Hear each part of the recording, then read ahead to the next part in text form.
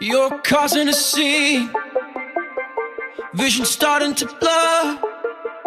Hollywood got you broke down, slurring your words. It's like you think you got power on me. Did I let her do you dirty? Back the fuck up before it starts to hurt. You know that I want you, you tell me I hate you. I've been running lately. My name is Liam Hall, aka Grandma, aka Grandmother, aka G Murder, and I'm here with Grooverelly.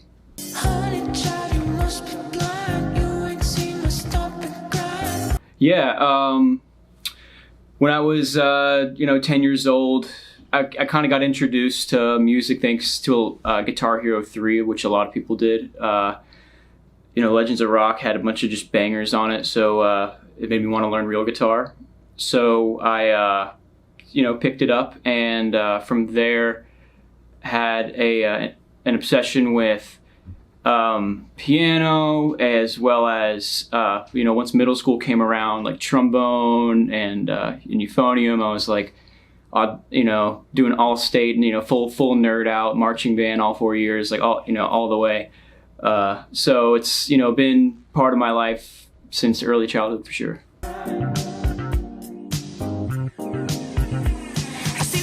Well, my dad has always been in he's in multiple rock and roll bands.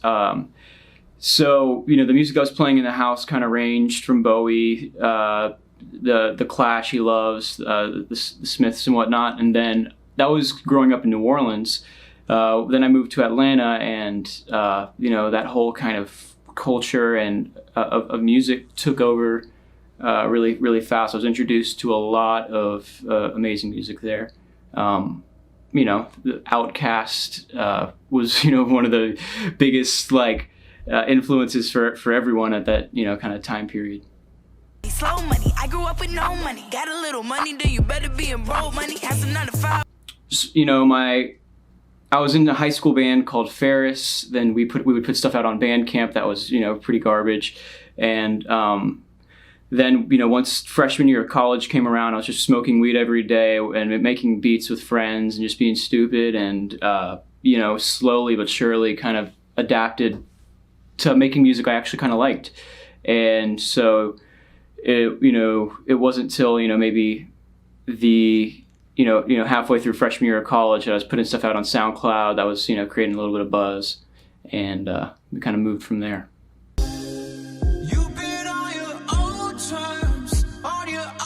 Yeah, just constantly taking influence from all over. I can't sit down and just produce a track if I don't have at least a few points of inspiration. So and just doing stuff over and over again hundreds of times, and collaborating with other musicians has been a huge part of, I think, what makes it sound the way it does. Yeah.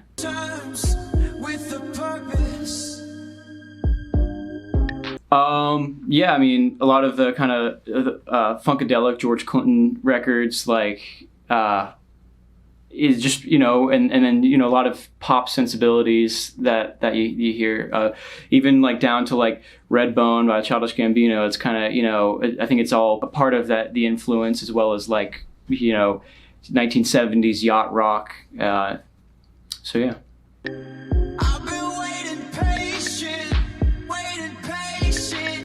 Yeah, they're all over the place. We, for Shallow Water, I was fortunate enough to work with one of my favorite people, Jackson Lowry, and he is an insane just savant and editor and prodigy. He's 19 years old and just can do the craziest things you've ever seen in Premiere. And I showed him what I wanted, and and showed him, what some of the psychedelic kind of influences would be like. And basically, the end point was, we just wanted a video that kids would go, yeah, but have you seen it on acid? We just wanted that music video, and he totally blew it out of the water. What you gonna do? It's important that you work with your friends and you don't work with assholes. And so for that, Hanzo is always been, you know, just the absolute best to work with on the music front, as well as this guy Joseph Arthur. He's like a legendary cult like singer-songwriter who has like all these insane like credits that I love co-writing with, and he actually had a song in Shrek 2 in the credits sequence that I just found out. Like he had that synchronization in. So Hanzo and Joseph Arthur on the music front are for sure two of my favorite people to work with, and as well as Danny Wolf. He's been awesome to work with. Rico Nasty was insane. And then on the video front, Miggy, he's based out of LA in Tucson, and he's one of my closest friends as well. And we've done 3 videos together that you'll see in the near future. And he's the best. I'm addicted. I'm elated. Working with and is an insane artist.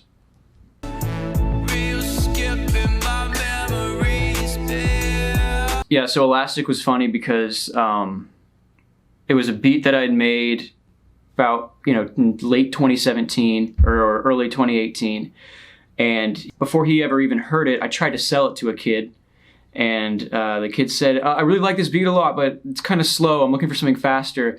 So I, you know, kind of just shelved it for a while. And then I, you know, brought it back up when we were hanging out on a rainy day in Atlanta. And he was like, you need to send me this. And so I sent him that. And then at, you know, 1 minute and 15 seconds in the beat, you hear this kind of beat break where it just kind of goes like halftime. That was all him. So we just kind of spliced this initial, you know, windows down sunset kind of groove with this cool, like trippy kind of halftime thing, and brought it all together and then recorded right there. And that was the birth. It was just a rainy day in Atlanta that we didn't know what we were doing, you know. We could be having 3 artists I only listen to for the rest of my life. Probably people with, you know, large discographies. It would have to be a large discography, and it would have to be a lot of variation to their music as well. So I would say, like, you know, David Bowie has a lot of songs and has, you know, adapted a lot through time.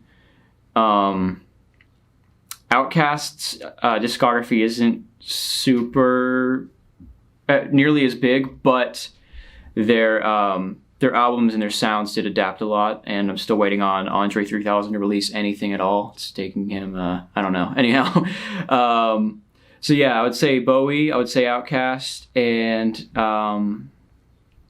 I would say, man, I'd probably go with like, you know, Britney Spears or,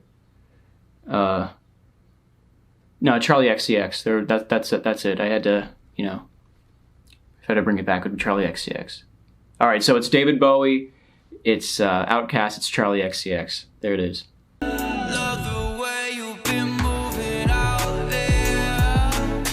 It's so fun. It's just to have a catchy hook, or to know that you wrote something catchy, or that's gonna kill people and get stuck in their heads.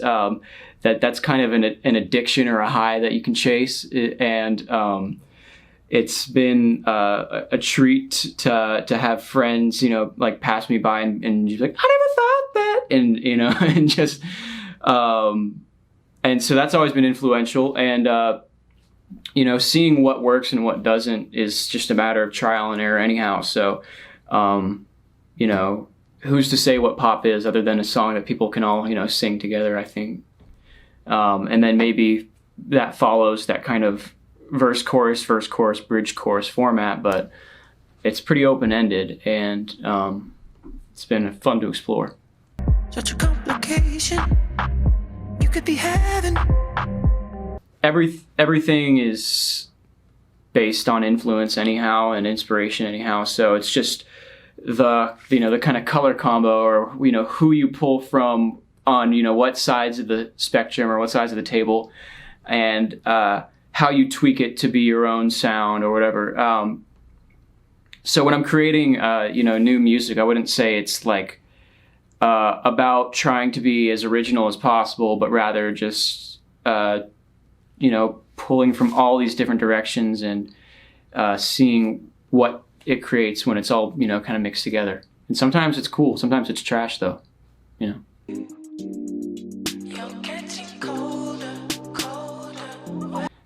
Yeah, for sure. Absolutely. And if I'm not available to do so, there's voice memos that lead to ideas, for sure, or journals or whatever.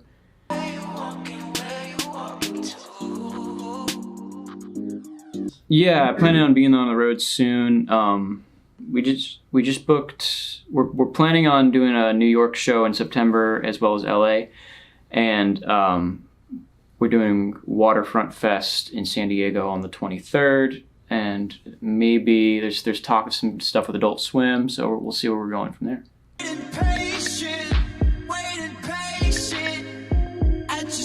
Man, that's funny because like it seems like, you know, it's a lot of money, but it's also very fleeting. So $1 million would get me a Moog 1. That's the it's like an $8,000 synth from Moog that takes like 6 months to even get to, because they make 20 a day, and I would spend the rest on the world and humanities and philanthropy and nothing else. That's it. Yeah. Yeah.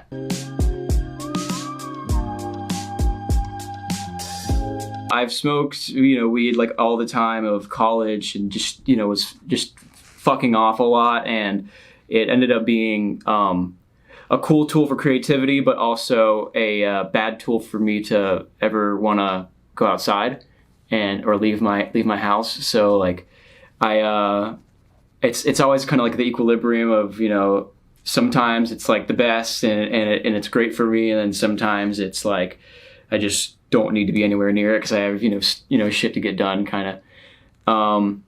So as far as weed goes, yeah.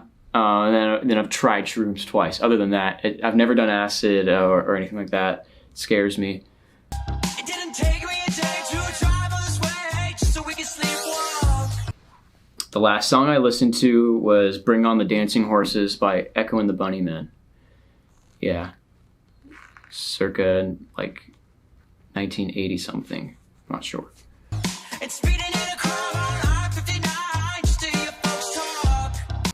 The gun. No. The most important invention of mankind. That's a tough question. The green screen.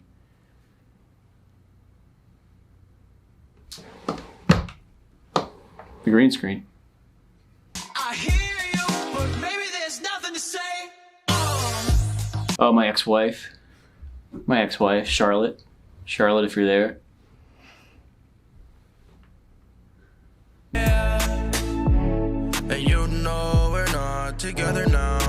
Yeah, so a few things that you might find interesting about me is, or that a lot of people don't know, is I played baritone in high school all 4 years. Was in marching band. My senior year as the band captain. And we went to Grand Nationals, and we won. We I went really, really hard in baritone and euphonium, and at one point was auditioning for like scholarships and stuff like that because I wanted to play euphonium for the rest of my life. Who knew? You know, if I had gone down that path, that dark path, where I'd be. You know, college degree, stable job. What was the question? Other interesting things about me. One of the artists I work with is his name's Young Jake, and he's the visual artist who is behind the emoji art, where you see collages of people's faces, like made up of emojis that he, you know, has this whole like software he created to do that in, and he's a genius. And we make country music together, and we played recently at his art show that Ill Roots put on in the Hamptons. It was a lot of fun. He had a RC track running through the art gallery and put a bunch of people in this cage with desks in it. Yeah, he's an awesome person to work with. If I found you, you treat me so passe. Yeah, so Grandma came from kind of the earlier days of just making beats for friends and, you know, not doing anything too seriously, just, you know, messing around. And soon enough, I was making beats one day and this knee brace commercial comes on the TV, and the girl says, "Slow down, Grandma, I can't keep up." And I would sample that and put it into the beats I was using. I've since evolved to a different beat tag when I do put them in, which is from an undisclosed location, I won't say. Love the way you've been moving out there. I've had a lot of cool opportunities, and I have a lot of tracks I love that exist with one of the closest friends I have and artists I work with is named Sophie Myers, and she's brilliant, and I love working with her out in Los Angeles. Working with Super Duper Kyle on a track that might see the light of day. We'll find out. And Six Dogs, the goat. Real skip in my memories, babe. They're great. They're great people, great kids, great guys. We have never worked in the studio together, but have been in the same room a lot, and they're ridiculously funny. And I would love to work with both of them at some point. I also want to work with Belize. She's crazy. she's just like an insane voice and an insane person to listen to, and just bars, straight up. Love the way you've been moving out there. So next up, we have No Doors coming out with Danny Wolf. It's a collaboration, and it's a lot of fun. If you so choose to listen to it, I hope you enjoy it, and that's not really up to me. But either way, please be kind to your neighbors, smile at each other, shake hands, and I guess, you know, keep rocking, party hard in the backyard. What's up, warlords? This is Grandma signing off with Grooverelly. Thank you for rocking with me. You know I can't take it, maybe I need help. You know that I want you, I wish I could fake it, so that I could face you. I'm not feeling well. Met another lady, think I gotta break it. I'm making mistakes here if you couldn't tell.